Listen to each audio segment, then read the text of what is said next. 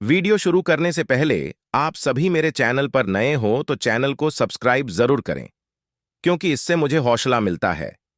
गुरु गोरखनाथ की आज्ञा से अपनी जन्मस्थली सियालकोट पर आना।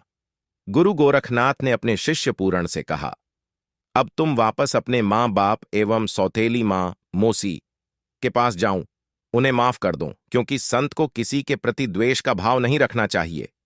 गुरु की आज्ञा पाकर पूरण सियालकोट पहुंच गए।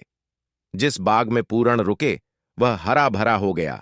यह बात राज्य में आग की तरह फैल गई कि जो बाग पिछले 12 बरसों में सूख गया था, वह बाग एक तपस्वी की आने पर हरा भरा हो गया। यह सूचना जब राजा को मिली तो राजा उस तपस्वी के दर्शन कर का आग्रह किया। मंत्री एवं दरबारी उस महातपस्वी के पास गए और महल में चलने का निवेदन किया। पूरणमल उनके साथ राजमहल में आ गए। राजा रानी की आंखों में आंसू आ गए। तब पूरणमल ने कहा, क्या बात है राजन? तब राजा ने अपनी पूर्व व्यथा बता दी कि मैं अपनी युवा रानी न्यूनादे की बातों में आकर उसे मृत्युदंड दे दिया, वह तुम्हारी ही उम्र का था।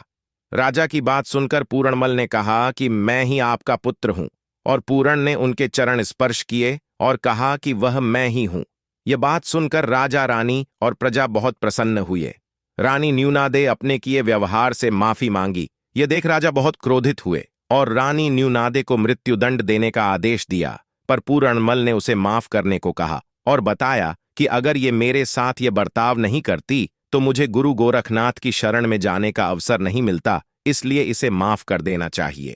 तब रानी न्यूनादे बहुत लज्जित हुई और पूरण के चरणों में गिरते हुए पुत्र प्राप्ति की याचना करने लगी। पूरण ने उसे आशीर्वाद दिया कि तुम्हारे मेरे जैसा ही पुत्र होगा, जिसका नाम रिसालुएन होगा, और मंत्री रुपेश शाह का पुत्र महते शाह होगा। इस प्रकार मंत्री रुपेश शाह को पुत्र प्राप्ति का वरदान दिया।